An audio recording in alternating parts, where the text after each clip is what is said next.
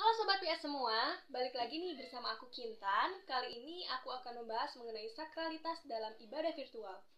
Sobat PS, apa sih yang terlintas di benak Sobat PS semua ketika mendengar istilah ibadah virtual?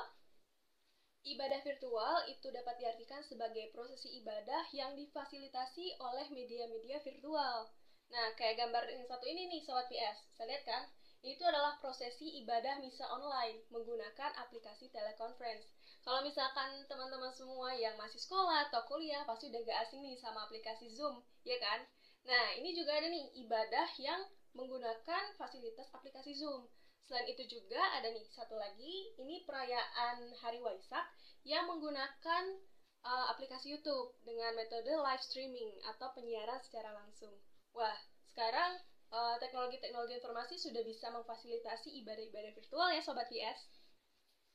Ibadah virtual ini dilatar belakangi oleh dua faktor nih Sobat PS. Yang pertama itu faktor penarik atau pull factor.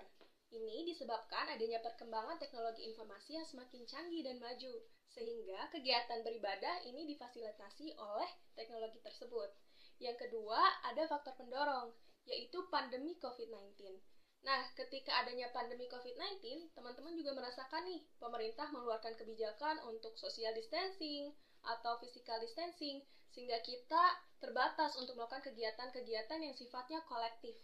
Nah, makanya semenjak adanya pandemi COVID-19, para tokoh agama atau berbagai agama melakukan inovasi sebagai sarana alternatif dalam beribadahan gitu. Nah, sekarang akan lanjut ke pembahasan mengenai sakral dan profan. Nah, dalam sosiologi itu sendiri, sesuatu disebut agama ketika ia bisa membedakan mana yang sakral, mana yang profan, mana yang suci, mana yang tidak suci, dan mana yang ukhrawi, dan mana yang duniawi. Nah, sakral itu secara umum dapat diartikan sesuatu yang dianggap suci dan dihormati gitu. Nih teman-teman, coba lihat contoh gambar di sini. Nih, kalau misalkan sahabat semua yang beragama Islam mungkin udah nggak asing lagi nih ketika mau masuk masjid, terus di bawah lantai itu ada stiker bertuliskan bata suci, kayak gambar ini.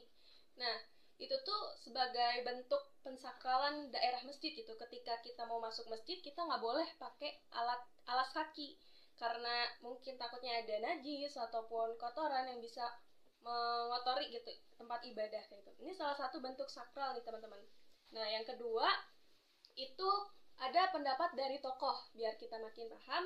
Pertama dari Emil Durkheim.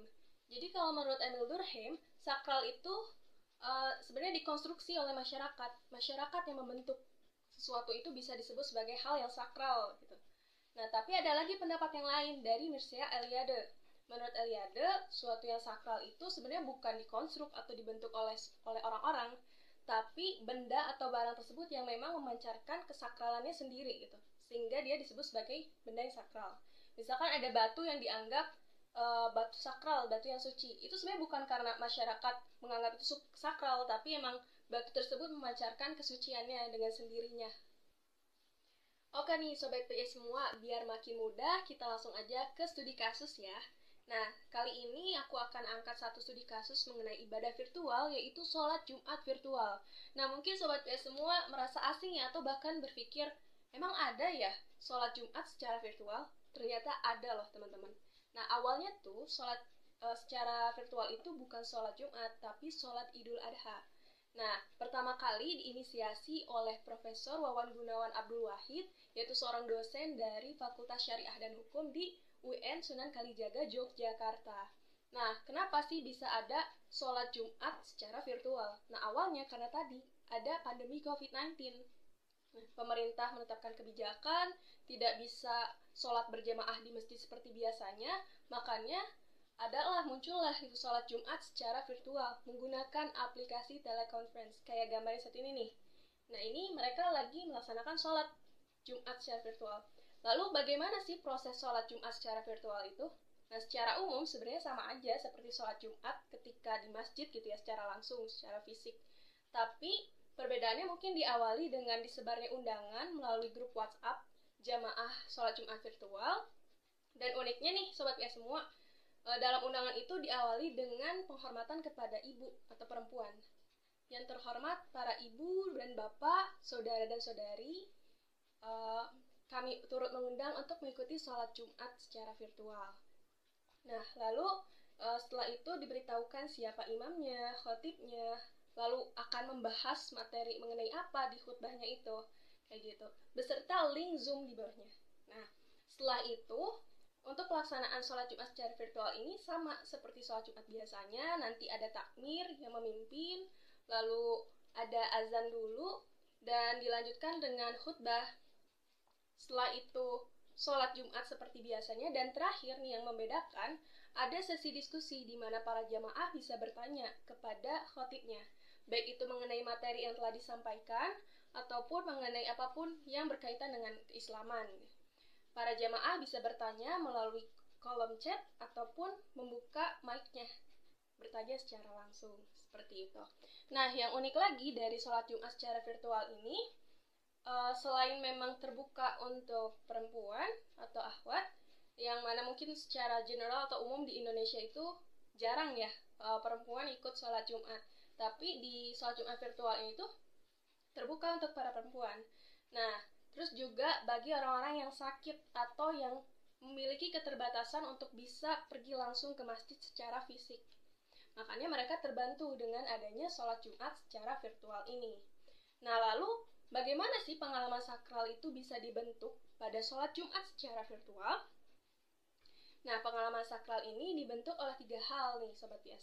Pertama, adanya partisipasi atau keikutsertaan jamaah dari awal sampai akhir. Jadi mereka turut serta dalam sholat Jumat virtual itu. Yang kedua, ada routinization atau sikap istiqomah. Selain mereka ikut juga sholat Jumat virtual, mereka juga ikut kembali dalam sholat Jumat virtual selanjutnya. Jadi berkelanjutan gitu. Terus istiqomah dan konsisten. Nah, yang terakhir ada institusionalisasi atau kelembagaannya itu ada. Jadi dalam sholat Jumat virtual ini ada masjidnya, ada masjid virtual. Walaupun memang kita tidak bisa melihat secara fisik, secara langsung masjidnya ada, hanya saja memang ada namanya, ada sebutannya masjid virtual. Terus ada kelembagaannya, baik itu siapa yang menjadi takmir, siapa yang menjadi imam, yang menjadi khatib, dan yang mengurusnya gitu, ada. Nah, jadi 3 hal itu yang membentuk rasa sakral itu tumbuh di jamaah sholat Jumat secara virtual. Nah, lalu kira-kira bagaimana sih prospek ibadah virtual ini ke depannya? Memang awalnya ibadah-ibadah virtual yang tadi sudah disebutkan, khususnya sholat Jumat virtual, itu terbentuk karena keterpaksaan akan situasi dan kondisi. Tadi pandemi COVID-19 ya, yang membuat adanya sholat Jumat virtual. Nah, tapi justru sebenarnya sholat Jumat virtual ini menjadi sarana alternatif bagi mereka yang tidak bisa pergi secara langsung ke masjid secara fisik gitu. Baik itu yang disabilitas atau mungkin sedang sakit gitu. Nah, lalu ibadah virtual ke depannya mungkin bisa menjadi sarana alternatif juga gitu dari ibadah-ibadah yang selama ini ada gitu. Walaupun memang pada masa kini masih menjadi kontroversi atau mengundang banyak latensi dari masyarakat. Nah, mungkin sobatnya semua cukup sekian pemaparan aku kali ini. Semoga dapat dipahami dan jangan lupa untuk like, komen, dan subscribe akun Perspektif Sosiologi ya. Ikutin terus konten-konten selanjutnya. Sampai jumpa!